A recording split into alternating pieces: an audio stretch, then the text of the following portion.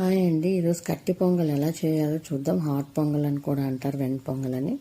2 కప్పులు, 1 కప్పులోని బియ్యం, 1 కప్పులు ఏమో పెసరపప్పు తీసుకున్నాను. ముందే బియ్యం కడిగేసేసి నానబెట్టుకున్నాను. పెసరపప్పు ఉట్టి కడాయిలో వేయించుకోవాలి. మంచి అరోమా వచ్చేంత వరకు వేయించుకోవాలి, మాడకుండా చూసుకోవాలి. అలా వేయించిన తర్వాత స్టవ్ ఆఫ్ చేసేసి కుక్కర్ తీసుకొని ఆల్రెడీ నేను మరిగించిన నీళ్ళు పోసుకున్నానండి, త్వరగా అవుతుంది. అందులోనే పెసరపప్పు బియ్యం కూడా వేసాను. 1 కప్పుకి 2 గ్లాసులు నీళ్ళు పోసుకున్నాను నేను.